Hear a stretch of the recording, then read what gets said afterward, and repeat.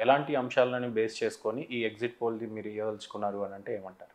Okay. ఇప్పుడు మనం ఓవరాల్‌గా ఈ లాస్ట్ 2 మంత్స్ నుంచి మనం అబ్జర్వ్ చేస్తే, మనం బ్రీఫ్‌గా ఒక స్మార్ట్ అనాలిసిస్ చేస్తే ఆహ్, ప్రామాణికంగా ముఖ్యమైన అంశాలు మన అంటే కీ ఫ్యాక్టర్స్ అంటే ఏ గెలుపోవటంలకి ఏంటి ఫ్యాక్టర్స్ ఏంటి కారణం అని అనాలిసిస్ చేస్తే ఫస్ట్ పాయింట్ స్మార్ట్‌గా అనాలిసిస్ చేస్తే సాటిస్ఫాక్షన్ లెవెల్ ఓవరాల్‌గా అంటే గవర్నమెంట్ ఫార్మ్ అయ్యి 2 ఇయర్స్ అవుతుందండి.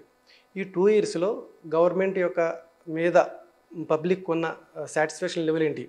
అంటే అన్ని రకాలుగా అంటే ఒక డెవలప్‌మెంట్ పాయింట్ ఆఫ్ వ్యూలో ఏంటి కానీ, ఒక వెల్ఫేర్ స్కీమ్స్ విషయంలో ఏంటి కానీ, ఒక అన్ని వర్గాలు బిజినెస్ పాయింట్ ఆఫ్ వ్యూలో ఏంటి, అన్ని వర్గాలు ఎలా అనుకుంటున్నారు? Satisfaction levels ఎలాగున్నాయి?